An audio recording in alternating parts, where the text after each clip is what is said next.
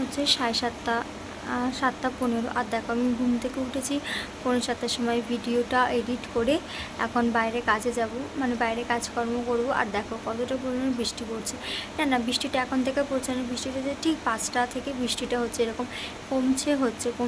তো যেইটুকুনি টাইমে কমেছিল আমার বর সেইটুকুনি টাইমের মধ্যে রেডি হয়ে তাড়াতাড়ি করে কাজে চলে গেছিলো জানো তো। কিন্তু এই যে 7টার থেকে আবার এই 7:30 না 7:15 মতন, হ্যাঁ তখন থেকে আবার এরকম মুষলধারে বৃষ্টি শুরু হয়েছে। মানে বৃষ্টি যেন পিছনই ছাড়ছে না। বলতো প্রত্যেকদিন যদি এরকমভাবে বৃষ্টি হতে থাকে তাহলে অবস্থাটা কী হবে বুঝতে পারছো? ভালো লাগছে না, এত প্রত্যেকদিন বৃষ্টি হলে একদম ভালো লাগে না। দেখ এইদিকে দেখো হয়েছে, আমি এখনও সবেমাত্র যেহেতু ঘুম থেকে উঠেছি, এখন বিছানাপত্র কিছুই পরিষ্কার করা হয়নি। চলো বিছানাটাকে পরিষ্কার করে নিই। দেখো বৃষ্টি তো আমাদের হাতে নেই, ও যখন হওয়ার তখন হবে, ওর যখন থামারও তখনই হবে। তাই বেকার ওর জন্য বসে থেকে কোনো লাভ নেই। তাই ভাবলাম চলো তাহলে ঘরের কাজবাজটা শুরু করা যায়, কারণ প্রত্যেক দিন যখন ভিজে কাজ করতে হচ্ছে তাহলে আবার বসে থাকতে কী হবে বলো তো, অনেকটা পরিমাণে লেট হয়ে যাবে। তার জন্য আমি আগে ঠাকুর জায়গাটা পরিষ্কার করে নিচ্ছি। কেন বলো তো, ওখানে তো ঝাঁটা বারণ দেওয়া যাবে না, তার জন্য ওই জায়গাটা আগে পরিষ্কার করে নিয়ে তারপর আমি নোংরাটা একটা সাইডে এনে তারপর আমি ঘরটা ঝাড় দিই। আর এদিকে হচ্ছে গিয়ে আগে ভাবলাম না, ঘরটা ঝাড় দেওয়ার আগে রান্নাঘরটাকে সুন্দর মতন করে পরিষ্কার করে নিই, তারপর না হয় ঘরটা ঝাড় দেবো। নাহলে এই ঘরের ধুলোটা মাঝ রাস্তায় গিয়ে থাকে, তো রান্নাঘরে খুব যেতে আসতে অসুবিধা হয়, আরও ধুলো হয়ে যায়। তাই ওইদিকে যথারীতি আমি রান্নাঘরটা পরিষ্কার করে, আর খাটের নিচটা এত পরিমাণে বৃষ্টি হচ্ছে যে খাটের নিচটা একদম ভেজা হয়ে রয়েছে। তাই খাটের নিচে নোংরাগুলো বার করে নিয়ে এবার চলে এসেছি রান্নাঘর পরিষ্কার করে চলে এসেছি আর বাসন মাজতে।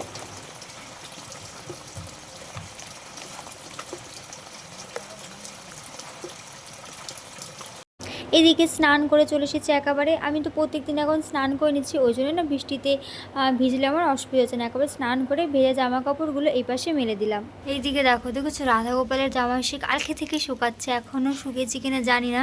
হ্যাঁ শুকিয়ে গেছে, এবার এইগুলো তুলবো। আর এই যে এইদিকে আমাদের জামা প্যান্ট এই যে এগুলো সমস্ত কিছু দিয়ে দেওয়া হয়েছে। আর এই দেখো বাবা ভ্যানের ওপরে ছাতাটা শোকাতে দিয়েছে। এখন মোটামুটি বৃষ্টিটা ধরে এসেছে, আমার বা একটু পরে বাড়ি চলে আসবে, কারণ কাজ হয়নি। আর এই দিকে দেখেছো এত জামা কাপড় আমরা লাট করে রেখেছি শুধুমাত্র ওই কী বলে না বাসন নেবো বলে। কিন্তু বাসনওয়ালা মাসি বললো কি এসেছিলো যেদিনকে বলে পরের দিনকে আসবো। তার জন্য দেখো যত জামা কাপড় ছিল সমস্ত কিছু এখানে এনে রাখা হয়েছে, কিন্তু সে মাসিয়ে আর আসার আর সময়ই হচ্ছে না। দেখো কেমন বিচ্ছে লাগে না, এরকম লাট হয়ে রয়েছে, দেখতে কিন্তু একদম ভালো লাগছে না। দেখা যাক কবে আসুক। চলো আমার সমস্ত কিছু হয়ে গেছে, এইবার এখান থেকে রাধা গোপালের জামা দুটো নিয়ে এইবার যাব হচ্ছে পুজো দিতে। পুচকু গোপালের জামাটা একদম উপরে, এই দেখো রে সুতো টানছে, দেখেছো? এই দেখো এই করে না জামাগুলো তাড়াতাড়ি নষ্ট হয়ে যায়, দেখেছো? এই দেখো কত সুতো বেরাচ্ছে, বলো তো এরকমভাবে সুতো বেরালে হয়? এই ওরে বাবা কত দূরে দেখেছে পুচকু গোপালের জামা, আমাকে পা উঁচু করে তারপর নিতে হচ্ছে। চলো নিয়েছি। আমাদের দুজন মিলে, আমি আর আমার বর টোনাটনি দুজন মিলে বৃষ্টিতে ভিজে গেছিলাম হচ্ছে দোকান করতে। চলো তোমাদের দেখাই কী এনেছি দোকান করে। এই যে এই একটা মুড়ি এনেছি, এটা একটা এনেছি, আর এই একটা মুড়ি এনেছি একটা আমার একটা মায়ের, আমারও মুড়ি শেষ হয়ে গেছে আর আমার মায়েরও মুড়ি শেষ হয়ে গেছে। এই হচ্ছে মুড়ি এনেছি দুটো। আর চলো দেখাই, এই এনেছি হচ্ছে একটা নুনতে বিস্কুট চা দিয়ে খাওয়ার জন্য। আমার মেয়ে বিস্কুট না চা দিয়ে খেতে একদম ভালো লাগে না, তার জন্য এনেছি এই বিস্কুট এনেছি। আর এইটা হচ্ছে আমার মায়ের, মানে আমার বাবা সকালবেলা করে খেয়ে যায় সেই বিস্কুট, চা দিয়েও খায়। আর এর মধ্যে রয়েছে হচ্ছে ডাল, আর এগুলো হচ্ছে মায়ের, আর এই হচ্ছে সোয়াবিন, এগুলো হচ্ছে মায়ের, কারণ আমি একেবারে নিয়ে আসি যাতে আমাকে 14বার দোকানে না যেতে হয়। আর গেছিলাম তো এমনি ব্রেড আনতে, কিন্তু এমনি ব্রেড পাইনি, তার জন্য এই যে ব্রাউন ব্রেডটা নিয়ে এসেছি।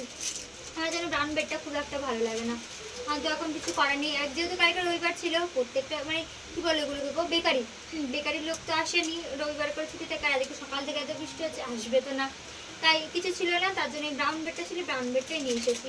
চলো এখন চা করবো, চা করে ব্রাউন ব্রেডটা খাবো। তো তুমি সাথে পরে দেখা হচ্ছে, টাটা। আমি তো জানি আমার বর চলে আসবে, কারণ যা ওয়েদারে বৃষ্টি হওয়ার মতন ছিল না, সেটা ভালো মতনই জানতাম। যাই হোক রান্না করতে চলে এসেছি। আমি দোকান থেকে এসেই সবার আগে বসিয়ে দিয়েছি তোমার হচ্ছে সোয়াবিনটা সেদ্ধ করতে। তো সোয়াবিনটা দিকে সেদ্ধ হয়ে গেছে, এবার সুন্দর মতন করে বাটিটা ঢেলে নিলাম। ঢেলে নেওয়ার পর এইদিকে আমি আলু ভাজা সোয়াবিন ভাজা সমস্ত কিছু বসিয়ে দিয়েছি। আর একটু আজকে ক্যামেরার অ্যাঙ্গেলটা অন্যদিকে করেছি, তার জন্য কী হয়েছে বলতো অনেকটা পরিমাণে অন্ধকার লাগছে। আমি অনেকটা পরিমাণে চেষ্টা করেছি লাইটটা বাড়ানোর জন্য। এখন জানি না কতটা কি বেড়েছে না বেড়েছে। এদিকে তেলটা আমি ভেবেছি কি তেলটা গরম হয়ে গেছে জানো তো, কিন্তু না গো, তেলটা একদমই গরম হয়নি। আমি সত্যি বুঝতে পারিনি যে তেলটা গরম হয়নি। যখন আমি আলুটা মানে নাড়াচাড়া করছি তখন দেখি যে আলুটা লেগে লেগে গেছে, তার মানে আলু তেলটা ভালো মতন গরম হয়নি। আমি তার মধ্যেই দিয়ে দিয়েছি আলু। যাই হোক, এদিকে আমার আলু ভাজা হয়ে গেছে, এদিকে সয়াবিন ভাজা হয়ে গেছে। এবার করে নিচ্ছি মশলাটা, দিয়ে নিচ্ছি মশলাটা, কষিয়ে নিচ্ছি। আর আজকে আমাদের একদম বর্ষার দিন, একদম সিম্পল রান্না হবে। আর যা বৃষ্টি হচ্ছে, আর এখন তো তুমুল আকার বৃষ্টি হচ্ছে। এখন যাওয়া ও ঠিকঠাক আছে, 4:30 থেকে এত জোরে বৃষ্টি হবে, এত বড় বড় ফোঁটা পড়বে, মনে হচ্ছে যেন টিনটা ভেঙে পড়ে যাবে, এতটাই পরিমাণে জোরে জোরে বৃষ্টি হচ্ছিলো। আমি তো ভীষণ পরিমাণে ভয় পেয়ে গেছি। জায়গা এদিকে আমার সয়াবিনটা হয়ে গেছে, এবার এদিকে বসিয়ে দিচ্ছি ডালটা সেদ্ধ করতে। এবার ডালটা আমার বর ধুয়ে রেখে দিয়েছিল অনেকক্ষণ আগে। আমি বৃষ্টির মধ্যে যেহেতু আমার স্নান হয়ে গেছে, আমার বর বললো তোমাকে আর বৃষ্টির মধ্যে ভিজতে হবে না, আমাকে দাও, আমি বরঞ্চ ডালটা ধুয়ে এনে দিই। তা ও ডালটা ধুয়ে এনে দিয়েছে, এদিকে আমি সেদ্ধ করতে বসিয়ে দিয়েছি। আর একটু আমি নুনও দিইনি সেদ্ধ করতে। এদিকে সেদ্ধ হয়ে গেছে, এবার দিচ্ছি ফোড়ন। জানো তো এই ফোড়ন দিতে গিয়ে মানে আমি ভুলে গেছিলাম আজ আমি পেঁয়াজ রসুন দিয়ে ডালটা করবো। আর ওই যে ফোড়নটা আমি দিয়েছি, আমার না পেঁয়াজ আর রসুনটা দিতে একদম ভুলে গেছি, সেই পেঁয়াজ আর রসুনটা পরে দিয়েছি। যাই হোক, চলো আগে ডালটা হয়ে যাক, তারপর তোমাদের সাথে আবার দেখা হচ্ছে। চলো, আমার রান্নাবান্না একদম কমপ্লিট হয়ে গেছে, তোমাদের এক ঝলক দেখিয়ে দিই। তোমরা জানো অবশ্য, তা একবার করে দেখিয়ে দিই। এই হচ্ছে ডাল, এই একদম থকথকে ডাল। আমার বর খেতে ভীষণ পছন্দ করে, তার জন্য আমি প্রত্যেকবার এরকম থকথকে ডালই করি। চলো, ডালটা সবাই মাত্র নামালাম বলে না একটু আলগা করে রেখেছি। আর চলো এইদিকে দেখিয়ে দিই, এখানে তো রয়েছে ভাত, সেটা দেখালাম না। আর এই হচ্ছে সয়াবিন আলুর তরকারি, আজকে ডাল আর সয়াবিন আলুর তরকারি। অবশ্যই কমেন্ট সেকশনে জানিও যে কার কার বাড়িতে কী কী রান্না হচ্ছে। বৃষ্টির ওয়েদারে আশেপাশে খিচুড়ি রান্না হওয়াটাই স্বাভাবিক, কিন্তু আজকে আমাদের বাড়িতে খিচুড়ি হয়নি। চলো গ্যাসটা না বন্ধ করে দিই। আর ওইদিকে কড়াই রয়েছে একটা, ডাল করলাম, সেই কড়াইটা মুছে নিলে হয়ে যাবে। গ্যাসটার সমস্ত কিছু পরিষ্কার হয়ে গেছে। চলো ছটপট করে যাই, এবার গিয়ে কাজটা সেই নিয়ে, রান্নাঘর সমস্ত কিছু পরিষ্কার করা হয়ে গেছে। চলো, ডাল আর সোয়াবিন খাবো, একদম ভালো লাগে না, তার জন্য মা বললো একটুখানি পকোড়া করতে। পকোড়া বলতে ওই আলু গোল গোল করে কেটে ওর ভেতরে বেসন যা যা দেওয়া লাগে সেটাই দিয়ে এটা হচ্ছে পকোড়া করছে। এটা মা করছে, আর খেতে জানো তো ভীষণ সুন্দর হয়েছিল, আমার তো ভীষণ ভালো লেগেছে। আর বলতে পারো এই বেশি এই পকোড়া কি যাই বলো না কেন, বেশি কিন্তু আমিই খেয়েছি। আর এইদিকে আমার ভাতগুলো রাখা রয়েছে। চলো পকোড়াটা করে নিক মা, তারপরে খেয়ে দিয়ে একটু শোবো। প্রচণ্ড পরিমাণে মাথা যন্ত্রণা করছে, প্রত্যেকদিন যেহেতু বৃষ্টিতে ভিজছি। কি আছে এর মধ্যে? তোমার দুটো সিঙ্গাড়ার একটা চপ।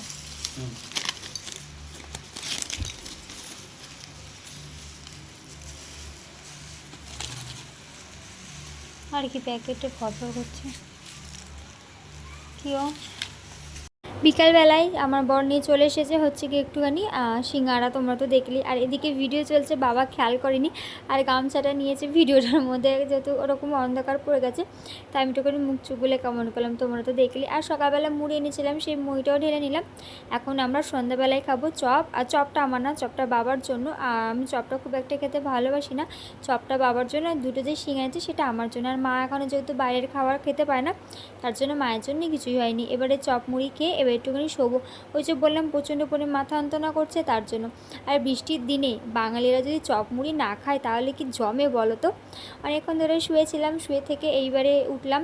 এখন বাজে 9:30 মতন, আমার বর একটুখানি কাজে গেছে, তো এখন বাজে 9:30 মতন। আমি এদিকে বিছানাটা ভালো মতন সুন্দর করে পরিষ্কার করে গুছিয়ে নিলাম, কারণ বিছানা করাটা কিন্তু আমার বরই করে। আর আমার বর যেহেতু এখন 9:30 বেজে গেছে, আমার বরে আসতে লেট হবে, তাই ভাবছি যে আমি কি করব, কিছুই তো এখন আমার করা নেই।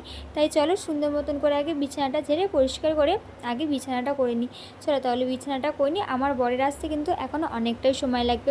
আর জানো তো কপালে যেটা থাকে না সেটা কিন্তু ভোলেনাথ অবশ্যই দিয়ে দেয়। মানে এটা বলতে চাইছি যে কপালে থাকুক আর না থাকুক, তুমি যদি ভোলেনাথের আরাধনা করো অবশ্যই তুমি কিন্তু সেই জিনিসটা পাবে। এদিকে দেখো বিছানাপত্র সমস্ত কিছু করা কমপ্লিট হয়ে গেছে, শুধু জানলাটা দিলেই হয়ে যাবে। জানলাটা দিতে আমি ভুলে গেছিলাম, তো জানলাটা দিলেই হয়ে যাবে। এদিকে আমার সমস্ত বিছানাপত্র রেডি, একদম কমপ্লিট। যেহেতু এখন আমরা খেয়ে দিয়ে শোবো না, আমার বর টুনি কাজে গেছে, তার জন্য ইলেকট্রিক কাজ করার মধ্যে জানোই তো। আর যেহেতু কাজ হয়নি, আর যেহেতু কাজের ছুটি হয়ে গেছে, তার জন্য তো তার জন্য যেহেতু ফাঁকা ছিল তাই একটু ইলেকট্রিক কাজে গেছিলাম, মানে একটি কীর্তন বাড়িতে গেছিলাম জাস্ট শুধু বক্স লাগাতে। আর কীর্তন শেষ হয়ে গেছে বক্সটা খুলতে, যাই হোক সেটা পরের কথা। তো তার জন্য এখন তো শোভন এখন আসেনি, আর কিছুক্ষণ চলে আসবে। তো দুটো বালিশ পেতে রাখা তো উচিত না, কারণ বিছানা করে রাখাটা কখনোই উচিত না। তার জন্য বালিশ দুটোকে এইভাবে রেখে দিয়েছি। এদিকে আমি বিছানাপত্র সমস্ত কিছু ঝেড়ে নিয়েছি, আর এইটা শুধু বন্ধ করলেই হয়েছে। এদিকে দেখো আমার চার্জার খুলে আমার বরের চার্জারটা লাগিয়ে দিয়েছে, কারণ ও তো ভোরবেলা যেহেতু ফোনটা চার্জ দেয়, আর ঘুমের ঘরে দেখবে উঠে এখান থেকে উঠে ওই শোকেসে গিয়ে চার্জার আনা বা যে কোনো জিনিস আনা অসম্ভব একটা ব্যাপার হয়ে যায়, মানে ঘুমের ঘরে ভালো লাগে না। আর এদিকে দেখো আমার বোরলিন লাগে, আর এই বাম প্রত্যেক দিন এখন লাগছে, প্রচণ্ড পরিমাণে মাথা যন্ত্রণা করছে কদিন ধরে। কেন ওই 2-3 দিন ধরে হচ্ছে, কেন হচ্ছে আমি বুঝে পাচ্ছি না। প্রচণ্ড পরিমাণে মাইগ্রেনের যন্ত্রণা হচ্ছে, এমনি যন্ত্রণা হচ্ছে ভগবান জানে। দুপুরবেলা এত মাথা যন্ত্রণা করছিলো, ঘুমিয়ে যাচ্ছিলাম, কিন্তু এক ফোঁটাও ঘুমানো শুধু মাথা যন্ত্রণার জন্য। আর এখন আমার সমানে মাথাটা যন্ত্রণা হয়েছে, বাদিক যন্ত্রণা হচ্ছে, কোনো সময় ডান দিক যন্ত্রণা হচ্ছে, অসম্ভব যন্ত্রণা হচ্ছে, জানি না কিসের জন্য যন্ত্রণা হচ্ছে। যাই হোক চশমা পরে থাকছি যাতে যন্ত্রণাটা না হয়, কিন্তু তার জন্য যন্ত্রণাটা হচ্ছেই। যাই হোক আর এখন আর দেখানোর মতন কোনো কিছুই নেই। সন্ধ্যাবেলায় টিফিনটা খেয়ে শুয়েছিলাম। সন্ধ্যাবেলায় টিফিনটা খেয়ে শুয়েছিলাম।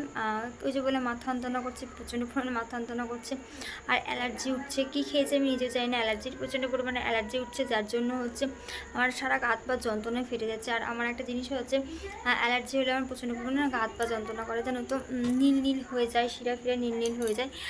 যখন কোভিড সিচুয়েশন ছিল একদম ফার্স্টের টাইমটা, জানো তো, সেই টাইমটাতে আমার অ্যালার্জিটা ধরা পড়েছিল। তার জন্য আমাকে ব্লাড টেস্ট করতে দিয়েছিল। তো আমি ব্লাড টেস্ট করেছিলাম, সেখানে আমার ধরা পড়েছিল। আমার ব্লাড টেস্টটা করতে দিত না যদি আমার অসম্ভব যন্ত্রণা না হতো। এই হাত পাতে এগুলো সব ফুলে যেত, আমি কোনো হাত পায়ে হাঁটু কোনো কিছু তুমি ভর দিতে পারতাম না, নীল হয়ে যেত। আর সেটা যদি না রক্ত জমাট হয়ে যেত। তোমাদের যদি কোনো যেন হয়েছে এখনও বুঝতে পারবে না, ব্যাক ক্যামেরা করে আমি দেখিয়ে দেবো, এরকম না রক্ত জমাট হয়ে যায়। তার জন্য আমাকে যখন ব্লাড টেস্ট করানো হয়েছিল, আমার ব্লাড টেস্ট করে একটা বড় একটা বই দিয়েছে, লিটারালি একটা বড় বই দিয়েছে। তো তারপর থেকে আমার যখনই অ্যালার্জি হয় না কেন প্রচণ্ড পরিমাণে শ্বাসকষ্ট হয়, আর হাত পা যন্ত্রণা করে ভীষণ পরিমাণে। আমার এমনি শ্বাসকষ্টের প্রবলেম আছে, তোমরা জানো কিনা আমি চাই না। যাই হোক আমার ঠান্ডা লাগলে প্রচণ্ড পরিমাণে শ্বাসকষ্ট, আর এমনি সময় আমার প্রচণ্ড পরিমাণে শ্বাসকষ্ট হয়, কিন্তু শ্বাসকষ্টের আমার অসুবিধা রয়েছে। আর অ্যালার্জি হলে যেন তো আরও বেশি শ্বাসকষ্ট হয়। যাই হোক সেই সব পরের কথা। তো সেই জন্য শুয়েছিলাম, একদম ভালো লাগছিল না শরীরটা। তো এখন উঠলাম, উঠে বিছানাটা করলাম, কারণ এখন ঘুরতে সময় হচ্ছে ঠিক 9:41, মানে 10:30 বাজার কাছাকাছি। আমার বর এলে খেতে শুয়ে পড়বো, জানি না আমি খাবো কিনা, কারণ আমার এখনও খেতে একদমই ইচ্ছা করছে না, দেখা যাক এখন কী হয়। যাই হোক চলো, বিছানা করা কমপ্লিট হয়ে গেছে, আমি জাস্ট ব্লগটা শেষ করতে এলাম, কারণ এখন আর কিছু নেই। সকালে যা যা ছিল তাই রয়েছে, তো সেটা আর দেখালো না তোমাদের সাথে। যাই হোক আমার ভিডিওটা কেমন লাগলো অবশ্যই একটা কমেন্ট করে বলো। আর তোমরা কেউ কমেন্ট করো না আমার ব্লগগুলো ভালো হচ্ছে কি খারাপ হচ্ছে, অ্যাটলিস্ট বলো যে তোমরা যে কোথাও আমার ভুলভাল হচ্ছে কি না, সেরকম একটা কিছু। তো এবার থেকে কমেন্ট করো, আর প্রচুর প্রচুর শেয়ার করো, যাতে আমাদের ওয়াইটি ফ্যামিলিটা আরও অনেক বড় হোক, তার জন্য। তো চলো আজকে ভিডিও এইটুকুই, কালকে দেখা হবে নতুন একটি দিন নতুন একটা ব্লগের সাথে। ততক্ষণ তোমরা সবাই ভালো থেকো, সুস্থ থেকো। আর হ্যাঁ, যারা চ্যানেল সাবস্ক্রাইব করেছো তাদেরকে অসংখ্য ধন্যবাদ, আর আমার দিক থেকে ভালোবাসা। আর যারা এখন সাবস্ক্রাইব করেনি কী করছো বলো, তোমরা খালি আমার ভিডিও দেখছো, যাও কি ঝটপট করে সাবস্ক্রাইব করে দিয়ে পাশে থাকা বেল আইকনটা ক্লিক করে দিয়ে আর নোটিফিকেশান অল করে দিও, অন করে দিও। চলো আজকের মতো টাটা। তো আমি তো ব্লগটা প্রায় শেষ করে দিয়েছিলাম, কিন্তু আমি ব্লগটা শুরু করলাম, আমার বর এসেছে, ঠিক আছে। আমি তোমাদের বললাম না যা একটু পরে আমার বর চলে আসবে। তো ফাইনালি আমার বর এসেছে। তোমাদের ফার্স্টে একটা কথা বলি, দাঁড়াও, মানে কী বলবো আমি বুঝতে পারছি না। যাই হোক আজকে আমার বরে না একটা জন্মদিন বাড়িতে কি অন্নপ্রাশন বাড়িতে আমি ঠিক জানি না, নিমন্ত্রণ ছিল। তা বুঝতেই পারছো তো কিছু প্রবলেমের জন্য যাওয়া হয়নি, মানে বুঝতেই পারছি কি প্রবলেমের জন্য যাওয়া হয়নি। তো ওই যে কীর্তন বাড়ি গেছিলো, ওটা অ্যাকচুয়ালি কীর্তন বাড়ি বলতে ওটা হচ্ছে আজ যেহেতু শ্রাবণ মাসের, নন বেঙ্গলিতে যেহেতু আজকে শ্রাবণ মাস পড়ে গেছে, আমাদের বাঙালিদের মতো তো পড়েনি। যাই হোক তো ওই বাড়িতে না শিব পুজো হয়েছে, তো শিব পুজোর প্রসাদ দিয়েছে। তাই আমি ওকে আস্তে আস্তে বলছিলাম, কিছু একটা কথা উঠেছিল, সেই কথা দিয়ে আমি বলছিলাম যে ভগবান যা করে মঙ্গলের জন্যই করে। তো ও হ্যাঁ, ও কী বেশ বলে, যেই বাড়িতেও গেছিলো সেই বাড়িতে না কাঠগোলাপের গাছ আছে।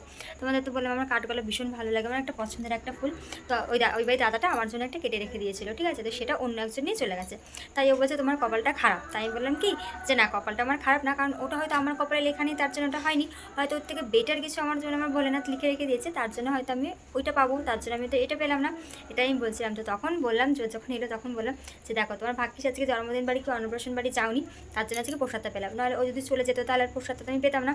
এটাই হচ্ছে মেন কথা। জানেন আমি মানে কি বলবো, আমি ভগবানের প্রতি বিশেষ করে আমি আমার ভোলেনাথের প্রতি অগাধ বিশ্বাস করি, যে আমি জানি উনি যা করে আমার জন্য সবসময় ভালোই হয়। যাই হোক, এই কথাটা বললাম, আমার না একটা আনন্দ ফিল হচ্ছে, এটাই আর কিছুই না।